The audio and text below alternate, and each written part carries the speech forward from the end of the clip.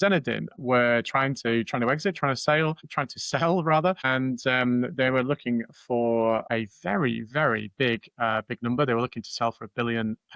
So for those of you not familiar with Xeinadin, you've probably been living under a rock. But Xeinadin is basically a merger of a whole bunch of relatively small firms across the UK. There's 122 independent UK and Irish accounting firms that make up Xeinadin.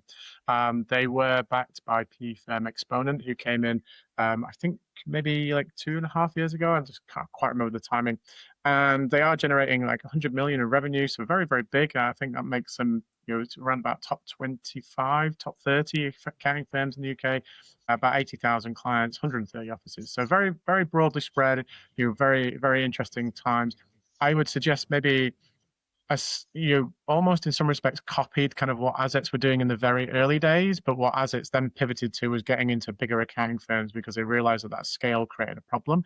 And I think fundamentally this is a challenge that Xeinadin have now realized when it comes to this sale, because it's fallen through and the numbers are reported are like absolutely bonkers. I mean, it seems like they were asking for something like a multiple of between 15 and 17 times EBITDA. Assets last valuation by comparison was around about somewhere between 12 and 14 times.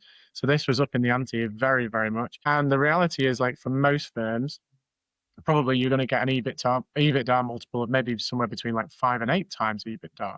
And I think, probably, I mean, there's been lots of commentary on this, but I think probably one of the real issues for Xeinadin is that their perception in the market is that they are fundamentally operating more like a franchise. So they might have a national brand, they might have that recognition, but the reality is that they are still made up of lots of very small independent firms making their own independent choices.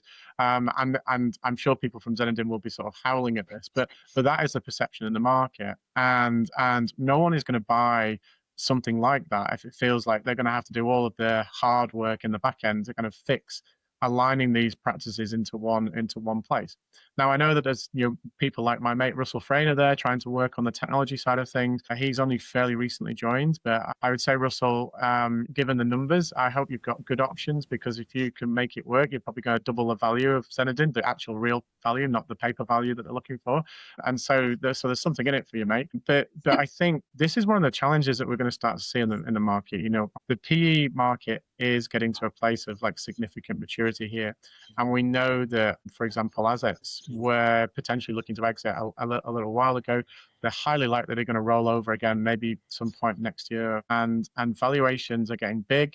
Exits are more and more challenging as the PE market starts to sort of change the way that they look at stuff. And you've got to really be able to demonstrate that you've got a scaled business with the true economies of scale of having a unified set of organizations sitting underneath you, not just kind of like this disparate group of income generating business units which are operating in multiple different ways. Super interesting. So you're saying that basically Xeinadin is more like the 5 to 8 in multiple rather than what they're pitching themselves at, which was about 15 to 17. So way off.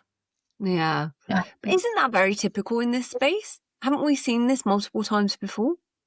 We've not seen at that top end. Like I say, Assets probably the firm with the biggest PE backed firm with the biggest multiple. And I think if you talk to people at Assets, even they would admit that they still haven't got everything absolutely cohesively wrapped up in the back end. But they do have it. It's much better than Xeinadin. And what they promote outwardly and also what they talk about inwardly, and that's discussed in public, is a much more coherent, cohesive brand with singular buying points and all sorts of other stuff.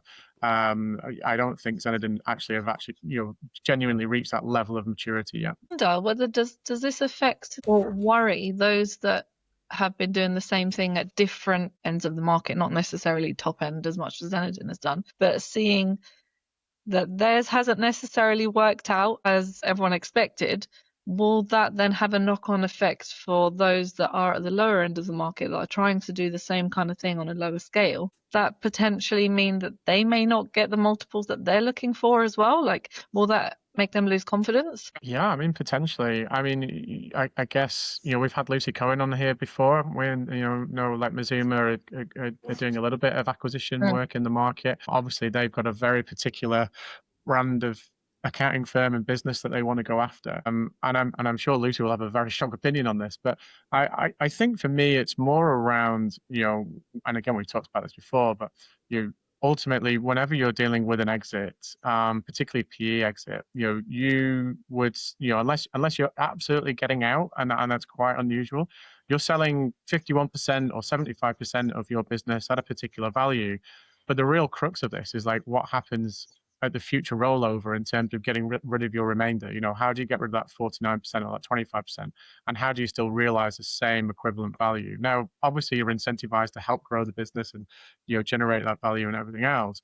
But what happens if maybe like we've seen with Xeinadin is you've sold at a big multiple for 50% or 51%, and maybe we're not going to get that multiple anymore in the future, and so all of a sudden your exit doesn't quite look quite like it did on paper originally when you signed the deal. No.